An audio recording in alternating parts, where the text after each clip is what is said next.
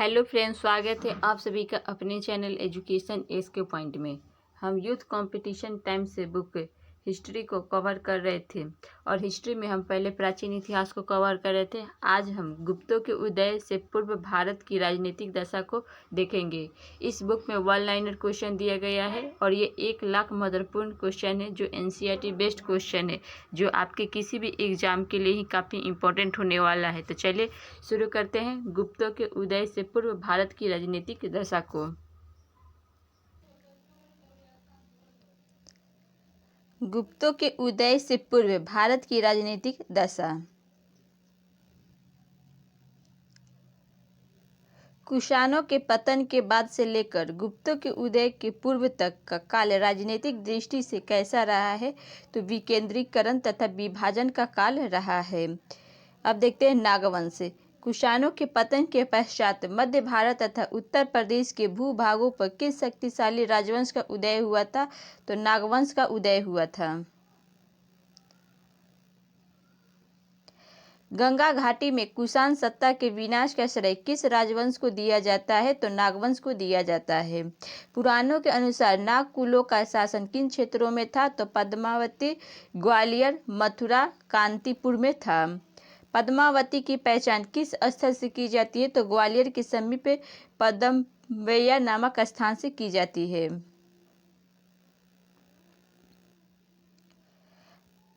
पद्मावती के नाग लोग किस एक अन्य नाम से भी जाने जाते हैं, तो भारशिव के नाम से जाने जाते हैं। समुद्रगुप्त के समय पद्मावती के भारशिव नागवंश का शासक कौन था, तो नागसेन था। अब देखते हैं बड़वा का मौखरी वंश को। तो बड़वा के मौखरी शासक किस क्षेत्र में शासन कर रहे थे, तो प्राचीन कोटा रियासत में कर रहे थे। 239 ईस्वी में बड़वा मौखरी वंश का शासक कौन था, तो महासेनापति बल था। अब देखते हैं मगराज वंश। मगहों का राज्य किस क्षेत्र में अवस्थित था, तो बघेलखंड रीवा मंडल में था। मगराज वंश का प्रथम ज्ञात राजा कौन था, तो वशिष्ठ पुत्र भीमसेन था। अब महत्वपूर्ण तथ्य देखते हैं, तो प्रयाग प्रस्तुति में उत्तर पूर्वी भारत के 5 अन्य राजतंत्रों के नामों का उल्लेख मिलता है। समतल यानी पूर्वी बंगाल, डवाक असम के नौगांव में स्थित डोवोक, कामरूप असम का केंद्रीय भाग, नेपाल तथा कुर्तपुर कुमायूं स्थित वर्तमान कुर्तियार राज्य। अब देखते हैं पल्लव राजवंश को। वाकाटकों के समान प्रारंभ में पल्लव किसके सामंत थे, तो सातवाहनों के थे। पल्लव की राजधानी कहाँ पर अवस्थित थी, तो कांची में। समुद्रगुप्त के समय पल्लव वंश का शासक कौन था, तो विष्णुगुप्त था।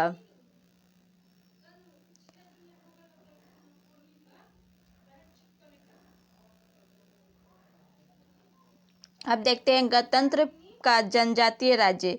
प्राक गुप्त युग में राजतंत्रों के साथ साथ गणराज्यों का भी अस्तित्व था। ये गणराज्य किन भागों में फैले हुए थे, तो मालवा, अर्जुनायन, योद्धे, सीवी, लिच्छवी, अभीर, मद्रक, संकानिक, प्राजून, काक और खर पारिक में थे। पापनी किस गणराज्य को आयुर्धजीवी संघ बतलाया है, तो मालवा को बतलाया है। गुप्तों के उदय के पूर्व मालवा का गणराज्य किस भाग पर अवस्थित था, तो मंदसौर प्राचीन 10 पूर्व पे था। अर्जुनायन गण जाति के लोग किस क्षेत्र पर शासन करते थे, तो आगरा जयपुर क्षेत्र पर करते थे। कुषाणों के पूर्व योद्धे किस क्षेत्र में निवास करते थे, तो उत्तरी राजपूताना तथा दक्षिणी पूर्वी पंजाब में करते थे। किस विद्वान योद्धेयों को आयुर्धजीवी संघ कहा गया है, तो पापनी ने कहा है। योद्धेयों के सिक्के किन क्षेत्रों में प्राप्त हुए हैं, तो सहारपुर, देहरादून, दिल्ली, रोहतक, लुधियाना तथा कंगार से हुए हैं। योद्धे गणराज्य के लोग किस देवता के उपासक थे, तो कार्तिकेय के थे। कुनिद गणराज्य किन क्षेत्रों में अवस्थित था? तो यमुना तथा सतलज के बीच भूभाग पर था। विष्णु पुराणों में कुनिदों को किस क्षेत्र का निवासी बतलाया गया है? तो पर्वत घाटी का निवासी बतलाया गया है। सिकंदर के आक्रमण के समय सीवी लोग किन क्षेत्रों में निवास करते थे? तो झेलम तथा चिनाब के संगम में करते थे। झेलम तथा चिनाब के संगम के निचले भाग में स्थानांतरित होकर सीवी लोग ने अपना राज्य कहाँ स्थापित किया था? तो चित्तौड़ के समीप माध्यमिका में किया था। मद्रक गणराज्य किस क्षेत्र में अवस्थित थे? तो रावी तथा चिनाब नदियों के बीच में थे। मद्रकों की राजधानी कहाँ अवस्थित थी? तो सियालकोट था। सनकानिक लोग किस क्षेत्रों पर शासन करते थे? तो भीलसा के आसपास करते थे। सनकालीन किसके सामंत थे? तो गुप्तों के थे। काक गणराज्य के शासक किस क्षेत्र में शासन करते थे? तो काकपुर में करते थे। खरपरिक जनजाति के लोग कहाँ पर शासन करते थे? तो दमोह मध्य प्रदेश में करते थे। अब महत्वपूर्ण तथ्य को देखते हैं। गुप्तों के उदय से पूर्व औदुंबर, उत्तमभद्र, वृषण आदि छोटे छोटे गणराज्य विद्यमान थे। औदुंबर अथवा उदुंबर गणराज्य कांगड़, गुरदासपुर तथा होशियारपुर पंजाब में स्थित था। औदुंबरों के सिक्कों पर राजा और जन दोनों अंकित होते थे। औदुंबर तथा उनके गण का उल्लेख अष्टाध्यायी, बृहत संहिता, मार्कंडेय पुराण, विष्णु पुराण में मिलते हैं। औदुंबरों को विश्वामित्र का वंशज तथा कौशिकी गोत्र का बताया गया है। अब देखते हैं वाकाटक राजवंश को देखते हैं। 3री शताब्दी ईस्वी में 6ठी शताब्दी ईस्वी तक दक्षिणा पंथ में शासन करने वाले राजवंशों में सर्वाधिक सम्मानित तथा सुसंस्कृत राजवंश कौन था? तो वाकाटक राजवंश था। वाकाटक राजवंश किस राजवंश के समकालीन थे? तो गुप्त राजवंश के समकालीन थे। वाकाटकों का मूल निवास स्थान कहाँ पर स्थित था? तो बरार विदर्भ में था। अब देखते हैं वाकाटक इतिहास के साधन। तो प्रभावती गुप्ता का पुनः ताम्रपात्र, परवसेन द्वितीय कालीन रिद्धपुर ताम्रपात्र, परवसेन द्वितीय के चमक प्रस्तुति, हरिसेन का अजंता गुहा अभिलेख, बिंद शक्ति द्वितीय का वाशिम लेख।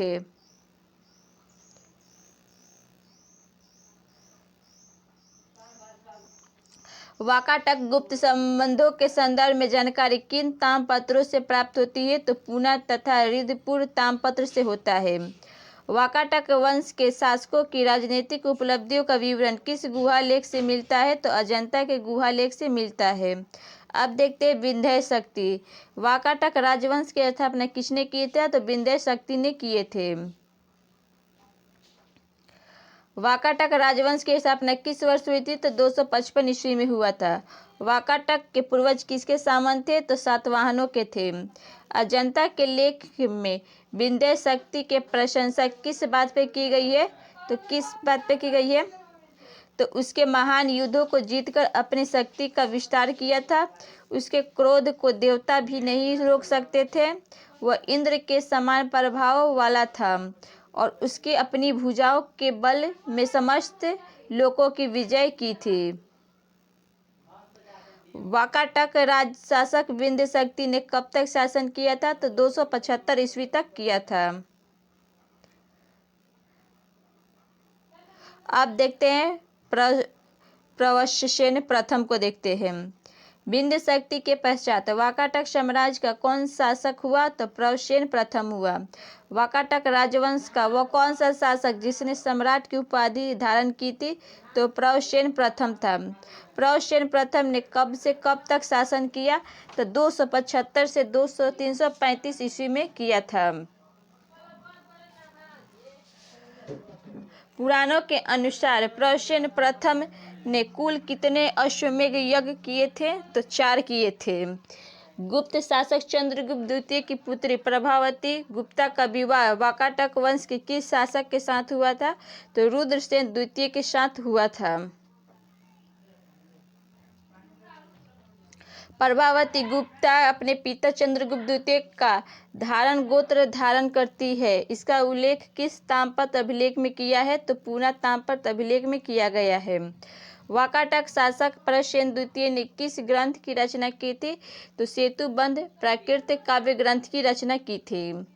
अजंता की 16वीं गुफा में प्राप्त लेख में वाकाटक वंश के किस शाखा का विवरण मिलता है? तो बासिम शाखा का विवरण मिलता है।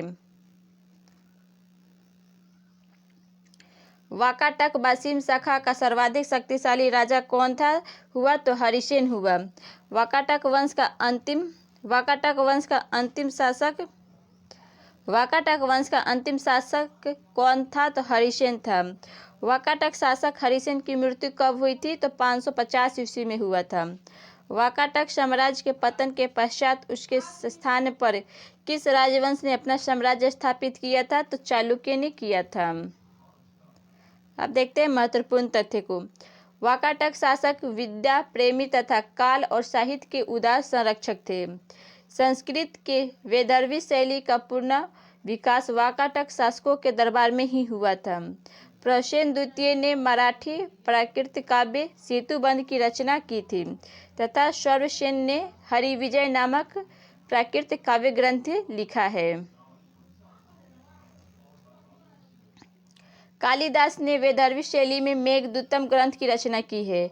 वाकाटक नरेश ब्राह्मण धर्मावलंबी थे। वे शिव और विष्णु के अनन्य उपासक थे। वाकाटक शासकों ने अश्वमेध वाजपेय यज्ञों का अनुष्ठान भी किया है। वाकाटक शासक परमा महेश्वर तथा परम भागवत की उपाधियां धारण करते थे। वाकाटक के युग में कला कौशल की उन्नति हुई थी और वाकाटक के सामंत वैधार्गदेव ने नचना के मंदिर का निर्माण करवाया था। अजंता की 16वीं तथा 17वीं गुहा विहार और 19वें गुहा क्षेत्र का निर्माण इसी युग में हुआ था। इसमें उत्कृष्ट चित्रकारियाँ भी प्राप्त हुई है। अगर हमारा ये वीडियो अच्छा लगा तो वीडियो को लाइक करिएगा, चैनल को सब्सक्राइब करिएगा और दोस्तों में शेयर कीजिएगा। जय हिंद।